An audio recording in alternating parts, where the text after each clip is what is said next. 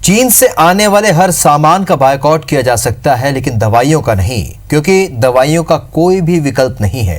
दरअसल चीन और भारत के बीच बढ़ रहे तनाव का सबसे ज्यादा असर दवाइयों पर दिखने लगा है, क्योंकि चीन ने दवा बनाने के लिए जरूरी कच्चे माल के दाम में 30 से 40% तक बढ़ोतरी कर दी है। क्या असर पड़ रहा है इसका, जानिए इस रिपोर्ट के माध्यम से।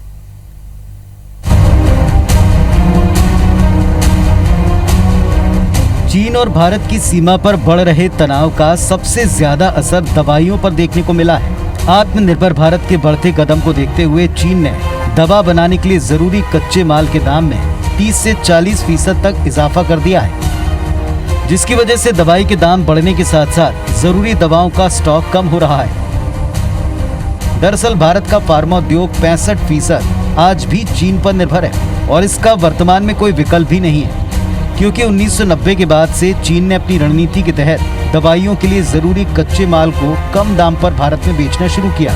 गुजरते वक्त के साथ पूरी तरह से इस मार्केट पर चीन का कब्जा हो गया, जिसकी वजह से भारतीय दवा निर्माता चीन पर निर्भर हो गए।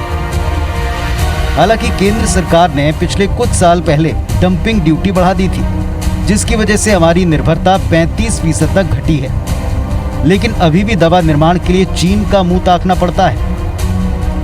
LAC पर बढ़े तनाव के बाद चीन ने एंटीबायोटिक और हैवी एंटीबायोटिक दवा के लिए जरूरी एजिथ्रोमाइसिन के कच्चे माल को 8,000 रुपये प्रति किलोग्राम से बढ़ाकर 11,000 प्रति किलोग्राम कर दिया है। इसी तरह हैवी एंटीबायोटिक दवा डेक्सामिथासोन का दाम 45,000 प्रति किलोग्राम से बढ़ाकर 55,000 प्रति किलोग्राम कर दिया है। वहीं पैरासीटामोल के रॉ मटेरियल का दाम 275 रुपये प्रति किलो से 350 रुपये प्रति किलोग्राम कर दिया है। इसके अलावा सैनिटाइजर बनाने के लिए जरूरी आइसोप्रोपेल अल्कोहल की कीमत 100 रुपए से बढ़ाकर 225 रुपए प्रति किलोग्राम कर दी गई है। हालांकि ब्लड प्रेशर और शुगर जैसी दवाओं पर केंद्र सरकार ने प्राइस कंट्रोल कर रखा है, जिसकी वजह से इन दवाओं के दाम नहीं बढ़ेंगे, लेकिन भारतीय दवा कंपनियों को मुनाफा नहीं होने पर इन दवाइयों की शॉर्टेज जरूर हो सकती है।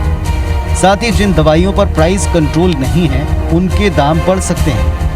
अभी तक आम लोगों तक इसका असर नहीं पहुंचा है, लेकिन चिकित्सकों का कहना है कि सबसे ज्यादा एंटीबायोटिक दवाएं मरीजों को दी जाती हैं और इसकी कीमत भी बढ़ने लगी है, जिसका असर मरीजों की जेब पर पड़ेगा, क्योंकि ये सामान्य से लेकर गंभीर बीमारी में उपयोग की जाती है। भारत की फार्मा इंडस्ट्री को नुकसान भी सहन करना पड़ सकता है, इसका इफेक्ट एक्सपोर्ट पर भी आएगा, परंतु इन सब के बीच में एक पॉजिटिविटी ये है कि केंद्र सरकार ने इसके लिए एक बहुत बड़े पैकेज का, आर्थिक पैकेज का ऐलान किया है, जिसके अंतर्गत भारत में बल्क ड्रग यानी दवाइयों का जो कच्चे माल के निर्माता अगर यहाँ पर कच्चा माल बनाते हैं दवाइयों का, तो उनको एक्स्ट्रा फैसिलिटी भी मिल जाएगी और उनको एक आर्थिक पैकेज के थ्रू बहुत सारी सुविधाएं मिलने जा रही है। परंतु ये बात भी सही है कि वर्तमान में हमारे पास रॉ मटेरियल मंगवाने के अलावा चाइना से कोई भी विकल्प नहीं है। ऐसा नहीं कि यहाँ पे कुछ बनता ही नहीं था, इंडिया में बनता था 40% तो और बनेगा,